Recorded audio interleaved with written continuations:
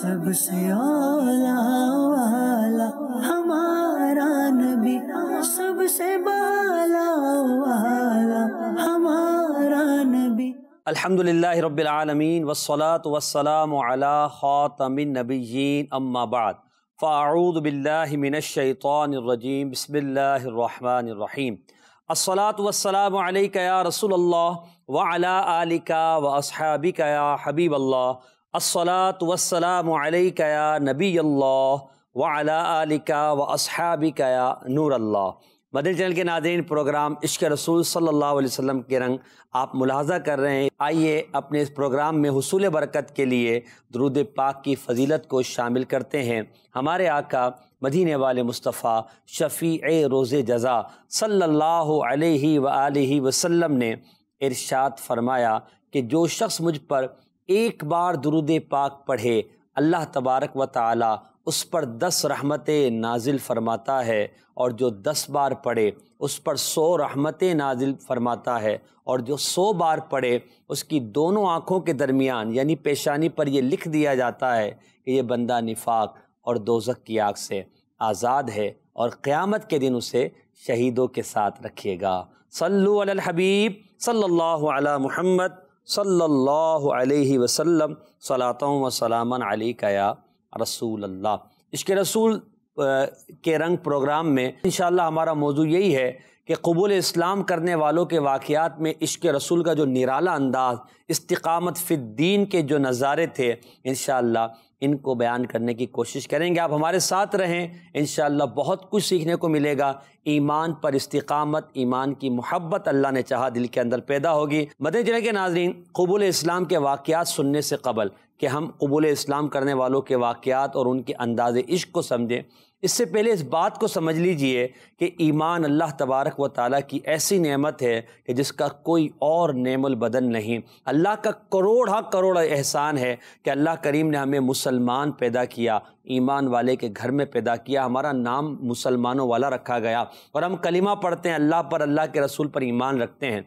ایمان کی حلاوت، ایمان کی لذت اور ایمان کی مٹھاس پانے کے لیے ہمیں صحابہ کرام علیہم رضوان کے ان واقعات کو پڑھنا چاہیے، سننا چاہیے کہ انہوں نے کس مشقت اور پریشانی کے ساتھ ایمان پر ثابت قدم رہتے ہوئے اپنے پیارے نبی صلی اللہ علیہ وسلم سے وفاداری کا ایک انداز اپنایا اور دین پر ہمیشہ قائم رہے، تاکہ ہمارے دل کے اندر بھی لذت ایمان پیدا ہو، غیرت ایمانی پیدا ہو، جوش ایمانی پیدا ہو۔ ایمان اللہ کی عطا ہے، اللہ نے ہمیں عطا فرما دیا، مگر یاد رکھے کہ جو شخص مسلمان آیا ہے ضروری نہیں کہ وہ دنیا سے مسلمان ہی جائے گا۔ جس طرح جو شخص کافر دنیا میں پیدا ہوا ضروری نہیں کہ وہ کافر ہی دنیا سے جائے گا، بلکہ حدیث پاک ہے کہ بعض جو دنیا میں لوگ پیدا ہوئے وہ مختلف طبقوں میں پیدا ہوئے۔ بعض وہ ہیں جو مسلمان پیدا ہوئے، مسلمان ہونے کی حالت میں زندگی گزارتے ہیں اور ایمان کے ساتھ ہی دنیا سے جاتے ہیں۔ بعض وہ ہیں جو کافر پیدا ہوں گے اور کافر ہونے کی حالت میں ہی زندگی گزاریں گے اور کفر کے ساتھ ہی دنیا سے جائیں گے۔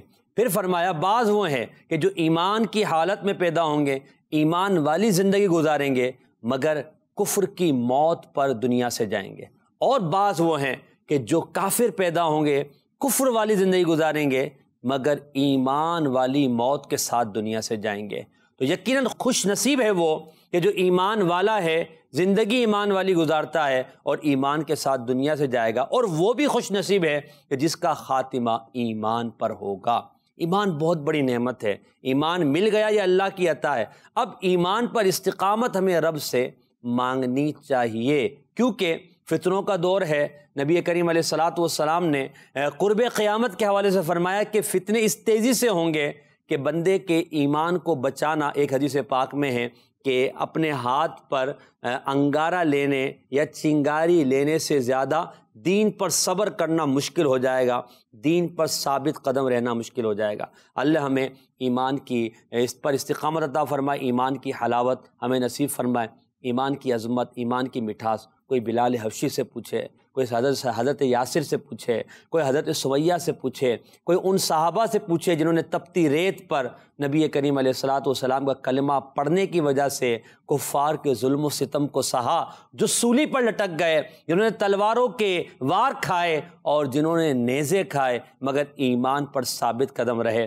اللہ ہمیں ایمان کی حلاوت نصیب فرمائے۔ ایمان لانے والوں کے واقعات اور عشق رسول پر اب بات کر رہے ہیں، ایمان کی اہمیت اور عظمت کو جاننے کی کوشش کریں گے، مگر ہم پہلے بڑھتے ہیں اپنے پروگرام میں ایک پیکج کی طرف، ایک مدنی گلدستے کی طرف، جس میں ہم درود پاک کے حوالے سے کچھ برکات اور کچھ مدنی پھول حاصل کرتے ہیں۔ پیکج کا نام ہے انوار درود السلام۔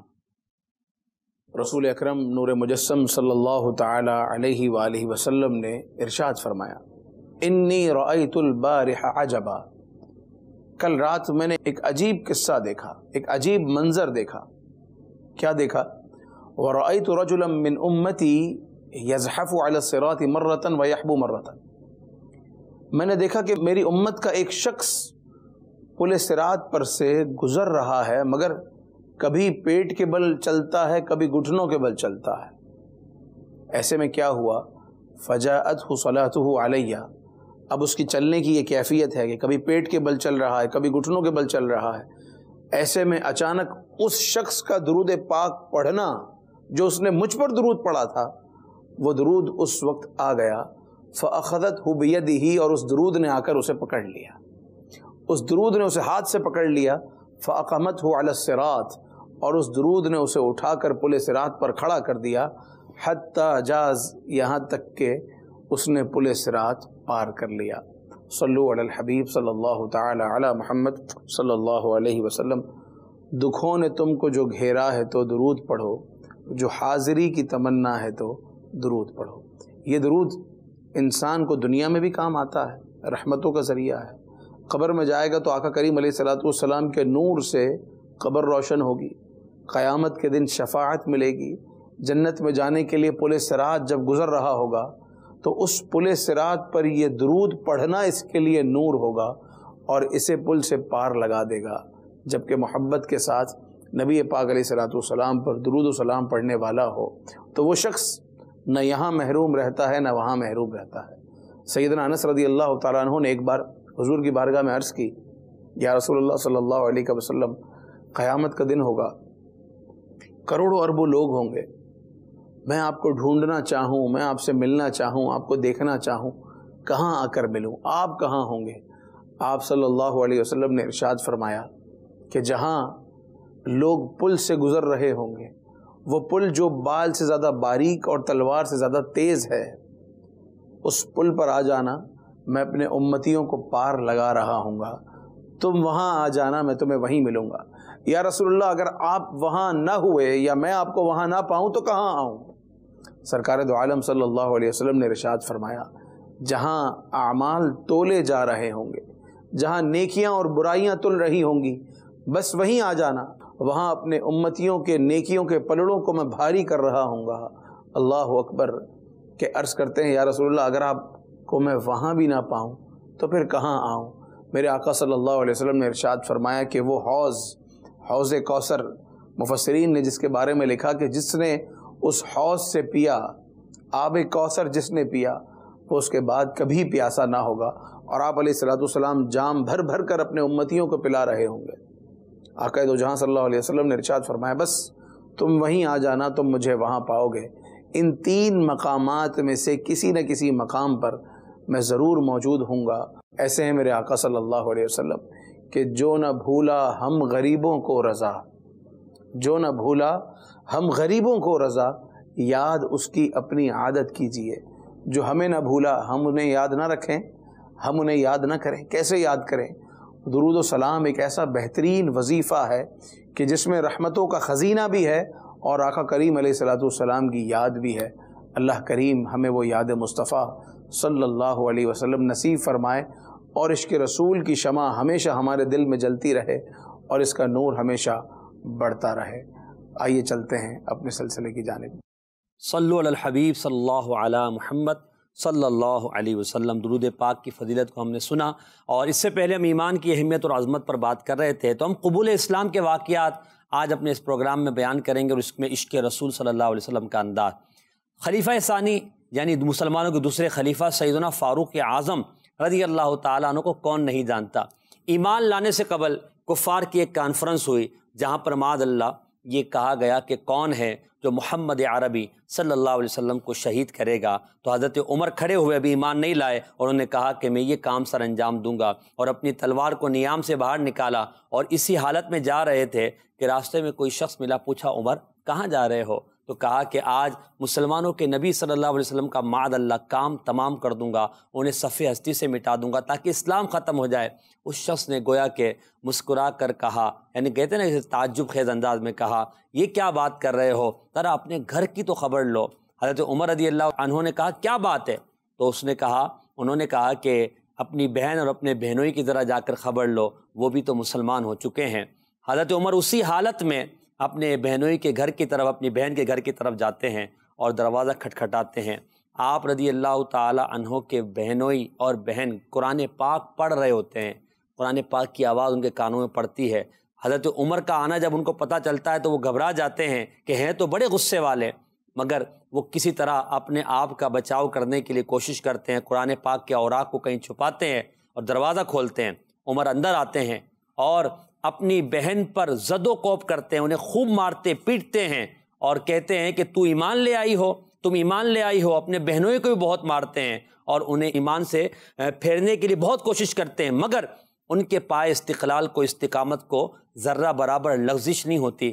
جب حضرت عمر مار مار کر تھک جاتے ہیں اور پھر بیٹھ جاتے ہیں، تو پھر اپنی بہن سے کہنے لگتے ہیں کہ اے بہن آخر کیا بات ہے اور تم کیا پڑھ رہی تھی، مجھے بھی سناؤ۔ حضرت عمر کی بہن نے کہا کہ تم تو ناپاک ہو، کیونکہ کافر ناپاک ہیں، غیر مسلم، اس حوالے سے کہ ان کے اندر کفر کی نجاست ہے، پہلے تم یا تو غسل کرو یا وضو کرو۔ ایک روایت میں کہ آپ نے غسل کیا، ایک روایت میں وضو کیا، پھر آئے تو آپ کی بہن نے قرآن پاک کے اوراق دیے، آپ نے قرآن پاک کی آیات پڑھی، اور جب آیات پڑھی تو دل کے اندر ایمان جگمگا اٹھا اور کہنے لگے اپنے بہنوئی سے کہ مجھے بھی اپنے نبی صلی اللہ علیہ وسلم کی بارگاہ میں لے چلو۔ اس وقت نبی کریم علیہ السلام حضرت ارقم رضی اللہ تعالیٰ عنہ کے دار ارقم میں تھے، مسلمان وہاں تھے، تعلیم و تعلم کا سلسلہ جاری تھا۔ حضرت امیر حمزہ بھی ایمان لا چکے تھے، حضرت عمر اسی حالت میں جا رہے ہیں، مگر ابھی حالت غیر ہے، پہلے کچھ اور تھی اب دوسری حالت ہے، مگر تلوار ابھی بھی باہر ہے نیام سے۔ تھوڑا قریب پہنچتے ہیں، دروازہ بجاتے ہیں، کھڑکی کھول کے دیکھا جاتا ہے، اندر پیغام دیا جاتا ہے کہ عمر آئے ہیں، مگر تلوار جو ہے وہ ننگی ہے، نیام سے باہر ہے۔ حضرت امیر حمزہ کہتے ہیں کہ آنے دو، اگر خیر کے ساتھ آئیں تو اچھا ہے، ورنہ پھر دیکھا جائے گا۔ حضور نے فرمایا دروازہ کھول دو۔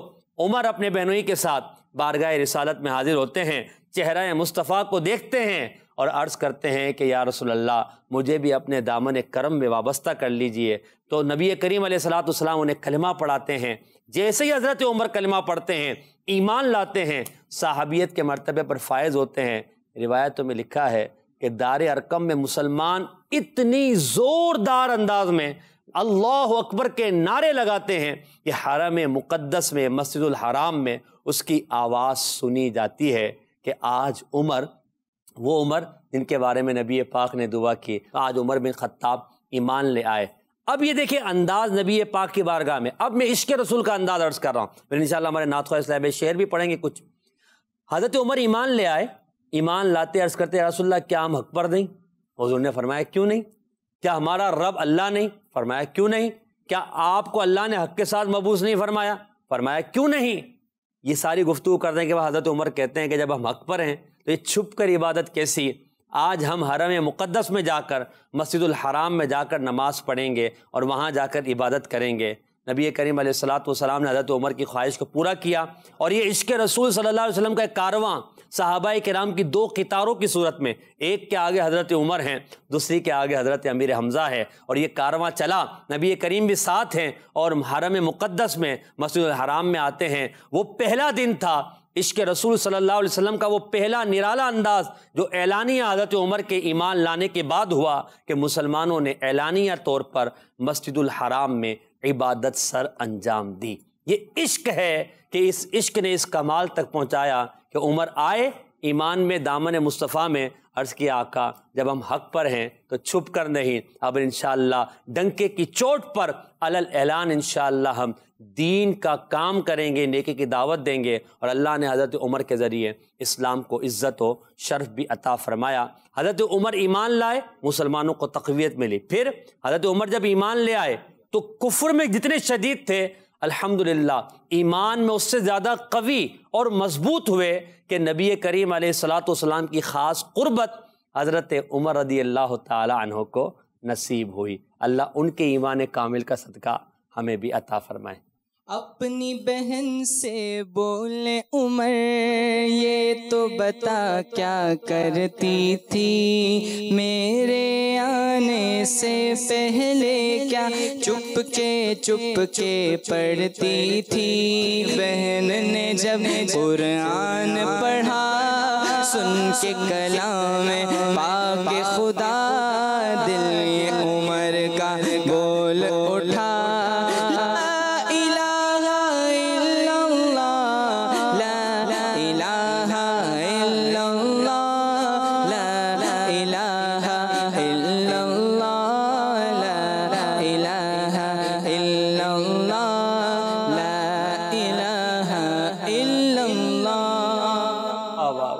مدینہ کے ناظرین، یہ ایک واقعہ نہیں ہے، اس طرح کے ہزاروں واقعات ہیں۔ آپ حضرت عمر کی بہن کا عزم، استقلال اور استقامت تو دیکھیے کہ حضرت عمر کا جلال احمد رضا بھائی ان کے سامنے ہے، مگر اس کے باوجود وہ کیا کہتی ہیں؟ یا ابن الخطاب ہائے ہائے لو کنت فاعلا ففعل فقد اسلم، سبحان اللہ، جو کچھ کرنا ہے کر لو، میں ایمان لا چکا۔ اللہ اللہ، اب بالکل بھی یہ قدم مذلت کی طرف نہ جائیں گے، پھسلن کی طرف نہ جائیں گے۔ جس مدنی آقا کے ہاتھ پر بیعت کر کے اسلام قبول کر لیا ہے، اب جو کچھ مرضی کر لو، تم دنیاوی سزائیں دے سکتے ہو نا، مار سکتے ہو، زخم دے سکتے ہو، لیکن میرا دل ان کا ہو چکا ہے۔ سبحان اللہ، اللہ رب العالمین کا ایمان تسلیم کر چکی ہوں۔ انی اوحد اللہ، میں اللہ کی توحید کو اب بیان کرتی ہوں۔ اور یا عدو اللہ، جب آپ اسلام نہیں لائے تھے تو آپ کی بہن نے آپ سے یہ خطاب کیا، یہی وہ جملہ نا، وہ کتنا استقامت اور جذبے والا جملہ تھا کہ اپنے بھائی کو کہہ رہی ہیں۔ صحابہ کرام کے بارے میں اشداء علی الکفار، بھلے بھائی ہوں اور بہن ہیں، بہن اللہ کے بھائی کے سامنے بولنا بہت بڑی بات ہے، اور اسے اس طرح سے کہنا کہ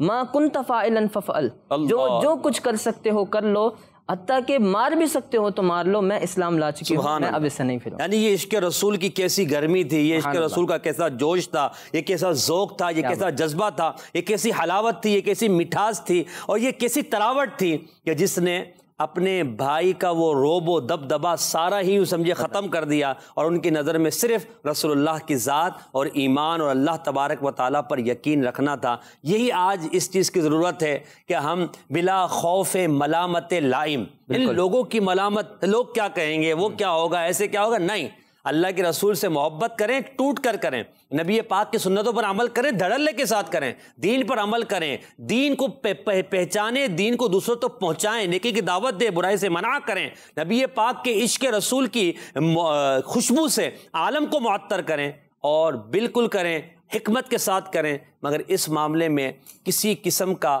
پس و پیش نہ کریں، کسی قسم کی پریشانی کی وجہ سے اپنے قدم پیچھے نہ ہٹائیں، بلکہ پائے استقلال کو مزید جو ہے استقامت ثبات دے کر آگے بڑھیں، تاکہ ایمان کی جو مہک ہے وہ سارے عالم میں اللہ کے پیارے حبیب کے صحابہ کی برکت سے جو پھیلی ہے، اس کو مزید ہم آگے پہنچانے میں کامیاب ہو جائیں۔ ہم آج واقعات بیان کر رہے ہیں عشق رسول کے، قبول اسلام کے۔ ہمارے احمد رضا بھائی تشریف فرما ہے، محمد ستر اختری اتاری بھی تشریف فرما ہے۔ انشاءاللہ ہم آج سلمان فارسی رضی اللہ تعالیٰ عنہ کا بھی ذکر کرنا چاہیں گے۔ احمد رضا بھائی، میں چاہوں گا، حضرت سلمان فارسی عمر میں بڑے تھے، اور صحابہ کرام میں شاید سب سے بڑی عمر انہی کی تھی۔ حضرت سلمان فارسی کا ایمان لانے کا عشق بھرا واقعہ آپ بیان فرمائیں۔ سبحان اللہ۔ جناب سیدنا سلیمان فارسی رضی اللہ تعالیٰ عنہ، آپ کا یہ فارسی لگنا ہی بتاتا ہے کہ آپ عربی نہیں تھے، جی، عجم میں رہنے والے تھے، ایران کے سکونت پذیر تھے، ایران میں رہتے تھے، والدین آتش پرست تھے، آتش پرست والدین کے ہاں ولادت ہوئی، بچپن میں آتش کدا میں آگ جلایا کرتے، کچھ ہی عرصے بعد آگ سے بیزاری ہوئی، کہا یہ خدا نہیں ہو سکتا، اللہ اللہ، اور پھر وطن چھوڑا، گھر چھوڑا، ماں باپ چھوڑے، عزیز و اقربا چھوڑ کر حق کی تلاش میں ایران سے نکل چکے، سبحان اللہ، اور پھر ملک شام کی طرف گئے، اسی حق کی تلاش میں متلاشی بن کر جاتے تھے راہبوں کے پاس، وقت گزارتے تھے، ان سے دین و دنیا کی بھلائیاں سیکھتے تھے۔ اسی طرح وقت گزرتا گیا، آپ ایک راہب سے دوسرے راہب کے پاس جاتے، اور جب راہب کا آخری وقت آتا یا تو وہ راہب خود بتا دیتا کہ میرے بعد فلاں کے پاس چلے جاؤ اگر دین و دنیا کی بھلائیاں چاہتے ہو، اور اگر وہ نہیں بتاتے تو آپ خود پوچھ لیا کرتے تھے صحیح کہ آپ کا تو اب قرب آ چکا ہے موت کا، منزل کی تلاش میں تھے نا، منزل کی تلاش میں تھے، کچھ پانا چاہتے، نشان منزل ڈھونڈ رہے تھے منزل کی تلاش میں، تھے منزل کی تلاش میں، کچھ پانا چاہ رہے تھے اور چاہ رہے تھے کہ اسی جستجو میں رہیں۔ مطلب ایک عرصہ گزارا ایک راہب کی بارگاہ میں، ایک راہب کے پاس، پھر بھی بس نہیں کی کہ سیکھ لیا، نہیں، اب ان سے پوچھا کہ اب بتائیں اب میں کس کے پاس جاؤں؟ آپ تو دنیا سے جا رہے ہو، مجھے کس کے حوالے کر مجھے کس کے حوالے کر کے جا رہے ہو، میں کس سے اپنی اگلی منازل کو طے کروں؟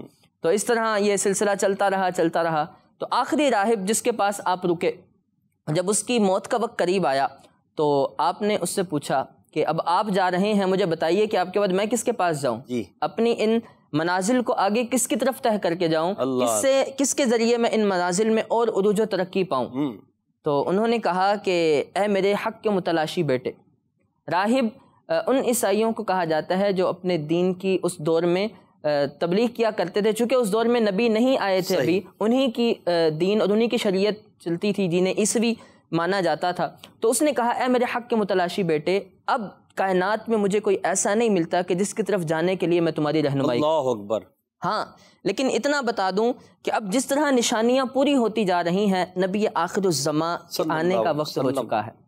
وہ پیارے آنے والے ہیں کہ جن کی عیسیٰ بھی خوشخبریاں دیا کرتے تھے، وہ آنے والے ہیں کہ جن کے لیے اس دنیا کو سجایا گیا، اس بزم کائنات کو سجایا گیا، اور جن کے سر پر ساری کائنات کی سیادت کا صحرا سجایا گیا۔ اللہ، تو کہا کہ سن لو، وہ جو آئیں گے، وہ آنے والے ہیں، ان کے آنے کا بعثت کا وقت قریب ہے، اور وہ نبی جو ہوں گے وہ ایک مقام کی طرف ہجرت کریں گے جو مقام دو پہاڑوں کے درمیان، سبحان اللہ، تو پہاڑوں کے درمیان وہ جگہ ہے، اور اس جگہ میں کھجور کے درخت بڑی کثرت سے ہیں، سبحان اللہ۔ تو جب اس راہب کا انتقال ہوا، نصیحتیں سن لی تھی، کچھ اور نشانیاں بھی بتائی، کہا سنو، کسی اور کے پاس نہیں چلے جانا، نبی کی میں کچھ نشانیاں بتاتا ہوں۔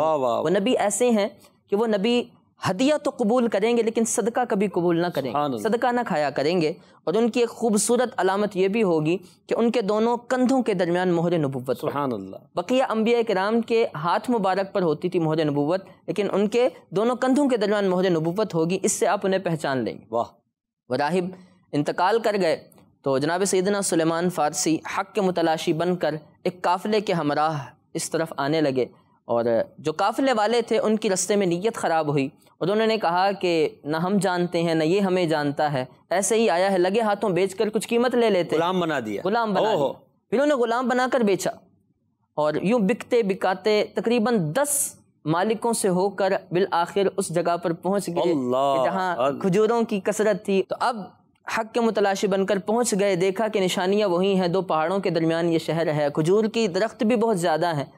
تو لیکن ایک دن سنا کہ ان کے مالک کے ساتھ کوئی شخص آ کے باتیں کر رہا تھا کہ وہ ایک نبی آئے ہیں اور آ کر وہ اس طرح کی باتیں کرتے ہیں، اور یہاں سے وہ ان کا گزر ہونا ہے۔ اللہ اللہ، آپ کھجور کے درخت پر چڑھے کھجوریں توڑ رہے تھے، تو جب وہ سنا تو نیچے چھلانگ ماری، کہاں مل گئی مراد، مل گئی وہ چیز کہ جس کے لیے در در کے بھکاری بن کر در در کے مالک ٹھوکریں کھا کر جہاں تک پہنچا تھا۔ وہ یہاں شعر میں کہتا ہوں کہ وہ کمال ہے، وہ گر پڑ کے یہاں پہنچا، مر کے اسے پایا، پڑھ ہی دینا ہے اس کو، گر پڑ کے پہنچا اور مر مر کے اسے پایا،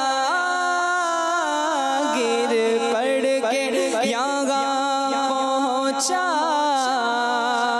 مر مر کے اسے پایا، چھوٹے نہ الہی اب سنگے در جانا نا، چھوٹے نہ الہی اب سنگے در جانا نا۔ احمد رضا بھائی، مزید واقعے کو انشاءاللہ ہم سنتے ہیں، تھوڑا تجسس بھی باقی رہے، مدینہ کے ناظرین بھی ذرا غور کریں کہ آگے کیا ہوا، جب انہوں نے چھلانگ لگائی اس کے بعد کیا ہوا، کیسے حضور کے بارگاہ میں پہنچے، انشاءاللہ یہ بھی سنتے ہیں۔ مدینہ کے ناظرین کی کچھ کالز بھی ہم اپنے پروگرام عشق رسول صلی اللہ علیہ وسلم کے رنگ میں شامل کرتے ہیں۔ جی آپ کے سلسلے میں میرا سوال یہ ہے کہ ایک جگہ لکھا ہوا تھا کہ سلب ایمان کا خوف ہونا ضروری ہے، معلوم یہ کرنا ہے کہ سلب ایمان کے خوف سے کیا مراد ہے؟ جی انشاءاللہ عرض کرتے، ایک اور کال دیجیے گا۔ میرا سوال یہ ہے، ہم تو مسلمان ہی پیدا ہوئے ہیں، ہم نے کوئی تکلیف نہیں اٹھائی، اب ہمارے دل میں لذت ایمان کیسے ملے؟ یہ آپ اس کا جواب دیں گے لذت ایمان کیسے ملے؟ میں انشاءاللہ سلب ایمان والے کا عرض کرتا ہوں۔ سلب معنی ہے کسی چیز کا ہٹ جانا، ضائع ہو جانا، ختم ہو جانا۔ سلب ایمان کا مطلب ایمان کا ضائع ہو جانا، ایمان کا ختم ہو جانا۔ سلب ایمان کا خوف، اس کے بارے میں علماء فرماتے ہیں یعنی جس کو ایمان کے برباد ہو جانے یا چلے جانے کا خوف نہ ہو، اس کے لیے اندیشہ ہے کہ موت کے وقت اس کا ایمان کہیں برباد نہ ہو جائے۔ کہ ایک حدیث پاک میں ہے کہ جب کسی کا انتقال ہوتا ہے تو دو شیطان جو ہے اس کے دائیں بائیں والد اور والدہ کے روپ میں آ کر بیٹھ جاتے ہیں۔ ایک اسے کہتا ہے کہ تو نصرانی ہو کر مر، ایک کہتا ہے کہ تو جو ہے دوسرا مذہب اختیار کر کے مر۔ وہ لوگ بڑے جو ہے ٹھاٹ میں رہتے ہیں، بڑے ان کے وہاں مزے ہیں۔ اس تکلیف کے عالم میں ایمان کو چھیننے کی کوشش کرتا ہے شیطان۔ اب جس پر اللہ کی رحمت ہوتی ہے وہ تو شیطان کو دھتکار دیتا ہے، ایمان اس کا بچ جاتا ہے۔ اور جو معاذ اللہ دنیا میں معاذ اللہ جس نے خوف خدا اور عشق مصطفیٰ میں زندگی نہیں گزاری اور اللہ پاک اور اس کا رسول ناراض ہو گیا، اللہ نہ کرے اس کا ایمان برباد ہو جائے گا، تو اس کے لیے بڑی سخت آزمائش ہے۔ قرآن فرماتا ہے فَمَنْ زُحْزِحَ عَنِ النَّارِ وَأُدْخِلَ الْجَنَّةَ فَقَدْ فَازَ، جو آگ سے بچا کر جنت میں داخل کر دیا گیا وہی کامیاب ہے۔ لہذا ہمیں یہ خوف رکھنا چاہیے کہ کہیں ہمارا ایمان ضائع نہ ہو جائے۔ اسے کہتے ہیں سلب ایمان کا خوف۔ اس کے لیے اگر آپ چاہیں تو امیر اہل سنت کی بہت پیاری کتاب ہے کفریہ کلمات کے بارے میں سوال جواب، یہ پوری پڑھ لیں، انشاءاللہ آپ کے دل کے اندر ایمان کی عظمت، اہمیت اور سلب ایمان کا خوف اللہ نے چاہا پیدا ہوگا، اور وہ غلطیاں جو عقائد نظریات کے حوالے سے ہمارے یہاں پائی جاتی ہیں اس کے بارے میں بہت سی معلومات آپ کو حاصل ہوگی۔ اچھا، یہ تو ہمارا سلب ایمان کے حوالے سے ہم نے کچھ عرض کیا۔ ایمان کی لذت و حلاوت کیسے پیدا ہو؟ ایمان کی لذت و حلاوت، ہمارا جو دین اسلام ہے اور ایمان ہے یہ سب کا سب قلبی اور روحانی، یوں کہہ لیں کہ ایک طبیعتوں پر مشتمل چیز ہے۔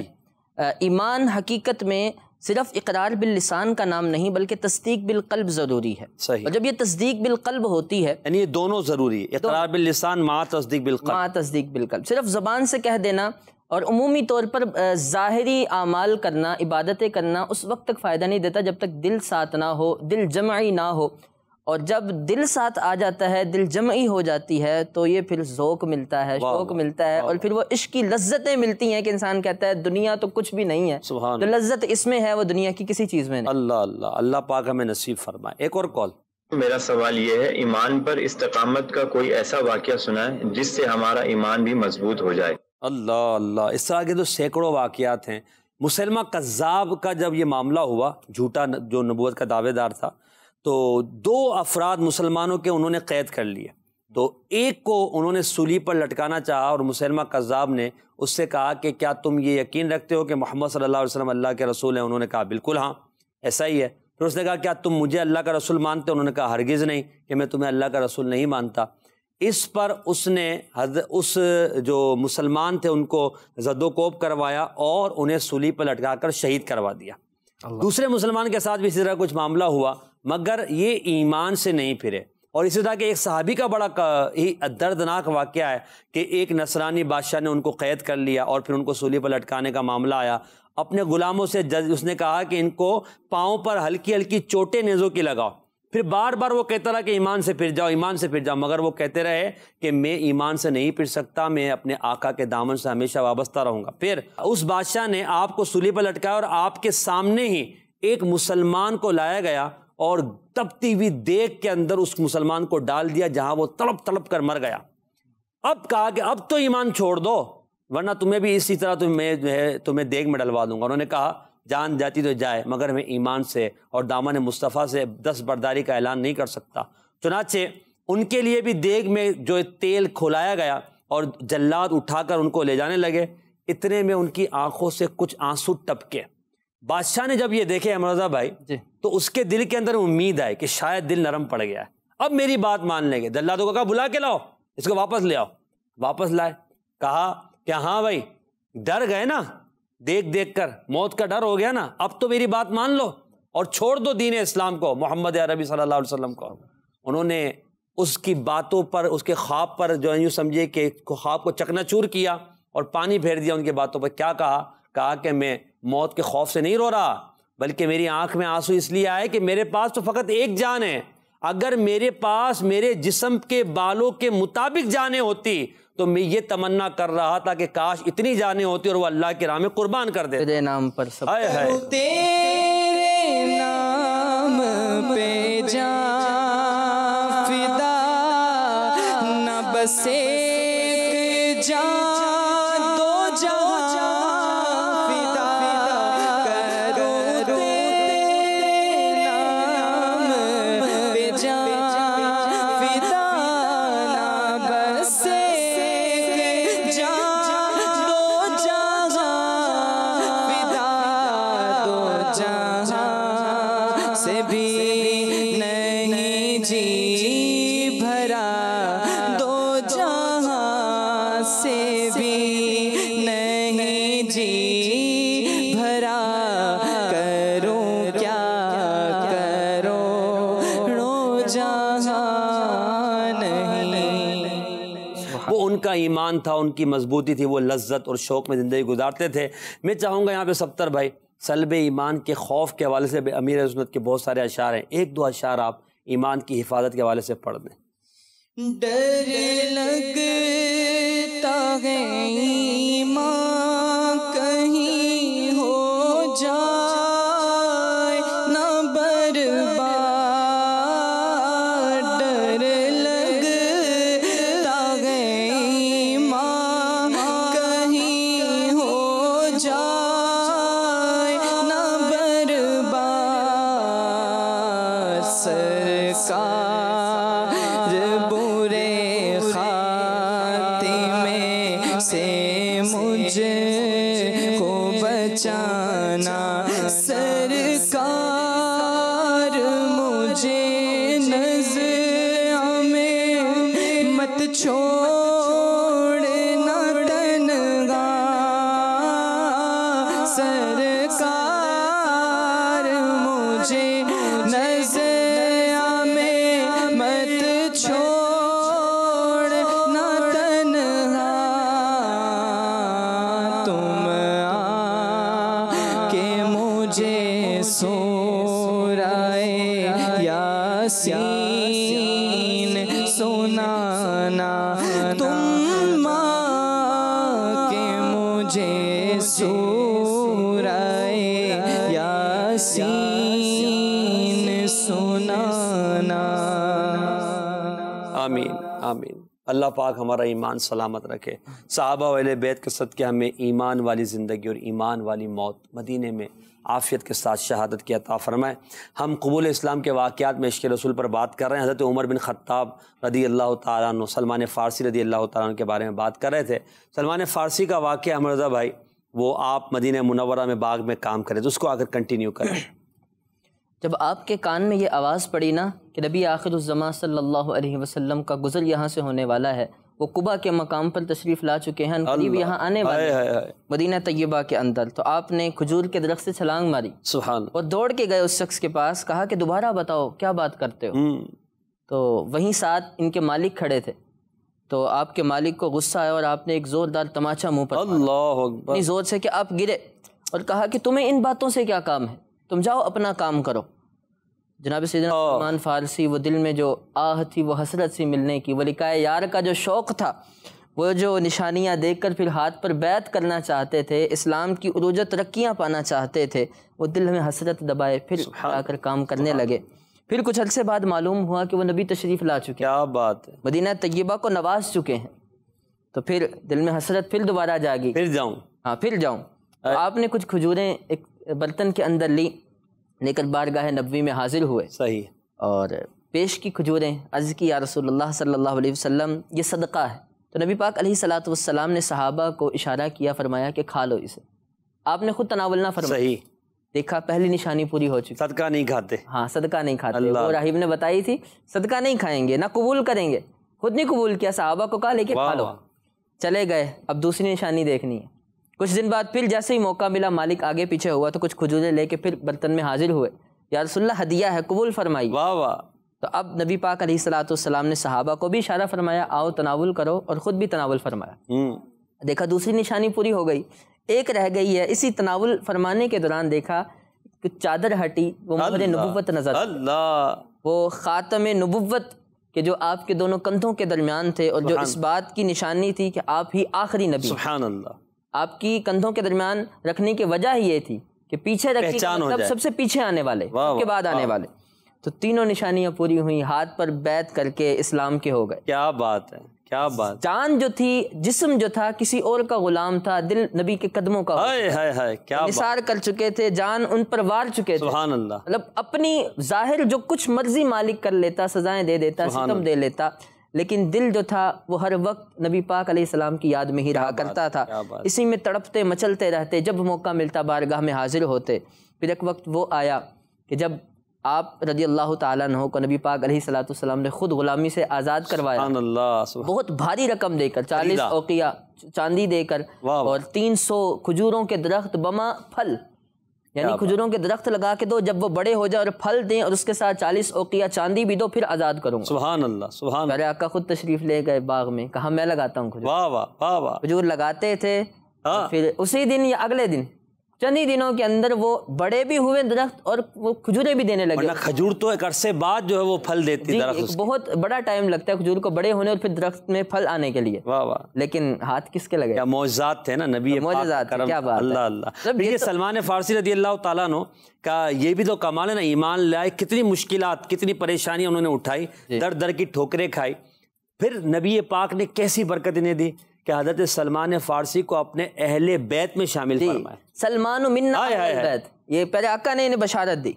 اور انہیں سلمان الخیر بھی کہا۔ کیا بات، اور کہا سلمان منا اہل البیت، کہ یہ جو سلمان ہے یہ میرے اہل بیت۔ سبحان اللہ، میں فارس کے، بے شک عربی بھی نہیں ہونا، کرشی ہونا نہیں، پھر عربی ہونا نہیں، اللہ، اور پھر اتنی دور سے فارس سے آنا، اور پھر اتنا بڑا مرتبہ مل جانا کہ جو عرب کے رہنے والوں کو نہیں ملا، کہ سلمان منا اہل البیت۔ پتہ چلا نا کہ عشق وہ منازل طے کراتا ہے جو کوئی اور چیز طے کرا سکتی نہیں۔ تو بندہ جب سچا عاشق ہو تو اسے بڑے مرتبے مل جایا کرتے ہیں۔ کوئی آیا پا کے چلا گیا، کوئی عمر بھر بھی نہ پا سکا، میرے مولا تجھ سے گلا نہیں، یہ اپنا اپنا نصیب ہے۔ ہم اپنے نصیب پر بات کریں، اپنے آپ۔ کوئی آیا پا کے چلا گیا، کوئی فارس سے آیا، کوئی کہاں سے آیا، کوئی عمر بھر بھی ابو جہل جیسا مکے میں ساتھ رہ کر بھی نہ پا سکا۔ روزانہ حضور کو دیکھتے تھے مگر نہ پا سکے، اور وہ فارس سے سفر کرتے ہوئے، تکلیفیں جھیلتے ہوئے، قافلوں سے قافلے بدلتے ہوئے، غلامی کی ٹھوکریں کھاتے کھاتے پہنچے، اور پا کے کہاں چلے گئے کہ اہل بیت نبوت میں شامل ہو گئے۔ سبحان، اور ایسے کہ صحابہ کرام ان کا بڑا ادب کیا کرتے، صحابہ میں بڑا مرتبہ تھا۔ حضرت سلمان فارسی رضی اللہ تعالیٰ عنہ کا، نبی پاک صلی اللہ علیہ وسلم خود انہیں ایک تعظیم دیا کرتے تھے، اور غزوہ خندق کا جو یہ موقع تھا، تو آپ ہی کا تو مشورہ تھا کہ خندق کھودی جائے، ان کے مشورے کا ہمارے یہاں فارس میں ہم نے دیکھا ہے کہ وہ دشمن کو روکنے کے لیے کھودا جاتا ہے گڑھے کو، بڑا تو آپ کے مشورے کو تسلیم نہ صرف کیا گیا بلکہ اس پر عمل اسی وقت کیا گیا۔ کیا بات ہے، اور وہیں وہاں معجزہ بھی ظاہر ہوا، سبحان اللہ، کہ وہ ایک چٹان نہ ٹوٹنے والی تھی، صحابہ یوں ہے کلاڑے مار مار کے تھک گئے، حضور کے بارگاہ میں آئے، حضور نے فرمایا کیا مسئلہ بتاؤ۔ نبی پاک نے اپنے دستے پر انوار سے ایک چوٹ ماری تو وہ چٹان کیا تھی، وہ تو ریت کا ذرہ بن گئی، ریت کا ذرہ بن گئی، کیونکہ یہ وہ ہاتھ ہیں، وہ کمال کی اس میں طاقت ہے کہ اللہ فرماتا ہے وَمَا رَمَيْتَ إِذْ رَمَيْتَ، آپ نے نہیں پھینکا مگر آپ نے پھینکا، وَلَٰكِنَّ اللَّهَ رَمَا، لیکن اللہ نے پھینکا۔ وہ جو ہجرت کے وقت کا واقعہ ہے، تو یہ نبی پاک کی جو شان ہے نا، اتنی طاقت، کیا بات، یہ کب تھی جب شکم پر 2 پتھر بندھے ہوئے، سبحان اللہ، اس کے باوجود صحابہ نے جب شکایت کی یا رسول اللہ بھوک سے ڈال ہیں، پتھر بندھے ہوئے ہیں پیٹ پر، تو آپ نے جب اپنے بطن اتھر سے کپڑا ہٹایا تو 2 پتھر تھے، اس کے باوجود اتنی طاقت کہ وہ اپنی ضرب سے جو اتنے صحابہ نہ توڑ پائے، وہ اپنی کچھ ضربوں سے توڑ دیا۔ سبحان اللہ، سبحان اللہ۔ اللہ پاک ہمیں بس سچی محبت عطا فرمائے۔ مدنی چینل کے ناظرین، آج ہم نے صحابہ کرام کے ایمان لانے کی کچھ واقعات کو سنا، اور اس میں ہم نے اپنے آپ کو اس تناظر میں دیکھنا ہے کہ ہمارے دل کے اندر ایمان کی حلاوت اور لذت کیسی ہے۔ آج کے دور میں اگر ہم چاہتے ہیں کہ ہمیں لذت ایمانی، جوش ایمانی، غیرت ایمانی ملے، تو ہمیں ایسے افراد کے ساتھ، ایسے ماحول کے ساتھ وابستہ ہونا پڑے گا جہاں ایمان کی محبت، ایمان کی فکر، نبی پاک کی سچی محبت کی باتیں کی جاتی ہوں۔ اللہ کی رحمت ہے، دعوت اسلامی 40 سال سے عشق رسول کے جام بھر بھر کر پلا رہی ہے، لوگوں کے اندر جوش ایمانی پیدا کر رہی ہے۔ آپ بھی دعوت اسلامی کے اس مدنی ماحول سے وابستہ ہو جائیں۔ دعوت اسلامی کے مدنی ماحول سے وابستہ ہونے کی برکت سے اللہ نے چاہا آپ کو نبی کریم علیہ الصلوۃ والسلام کی سنتوں پر عمل کا جذبہ، شریعت پر عمل کا جذبہ ملے گا۔ یہاں ایک بات اور ہمیں یاد رکھنی چاہیے کہ اسلام اللہ کی نعمت ہے، اللہ جسے چاہتا ہے عطا فرما دیتا ہے۔ کوئی چھوٹی عمر میں ایمان لے آیا، کوئی حضور کو پہلی مرتبہ دیکھ کر ایمان لے آیا، کوئی صرف واقعات سنتا رہا، انتظار کرتا رہا، سفر کر کے آیا، ایمان لے آیا، کوئی معجزات دیکھ کر ایمان لے آیا۔ ایمان اللہ کی عطا ہے، جب چاہتا ہے، جس عمر میں اللہ چاہتا ہے بندے کو عطا فرما دیتا ہے۔ اس کے لیے کوئی قید نہیں ہے، اس پہ رب کی رحمت و رضا کی ضرورت ہے، اور اللہ جسے چاہتا ہے اسے ہی ایمان کی حالت میں دنیا سے اٹھاتا ہے۔ ہمیں رب سے دعا کرنی چاہیے، اے اللہ ایک دلوں کے پھیر دینے والے، ہمارے دل کو ایمان پر ثابت قدم رکھ۔ اللہ کا کریم ہمارا ایمان محفوظ فرمائے اور ہم سب کو صحابہ کرام جیسا جذبہ ایمانی نصیب فرمائے۔ آمین بجاہ نبی امین صلی اللہ علیہ وسلم۔ آخر میں انشاءاللہ ہم اپنے پروگرام کو کسی ایک شعر پر ختم کرتے ہیں، تو شعر بھی سنیں گے اور پروگرام کا اختتام بھی کریں گے۔ آپ جیسا کوئی ہو سکتا نہیں،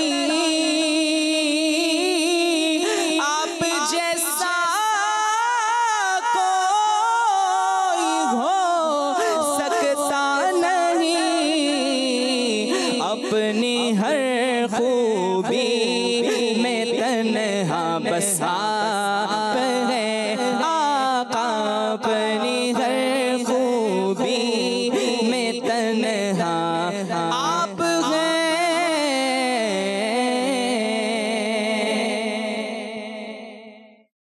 سب سے اولا والا ہمارا نبی، سب سے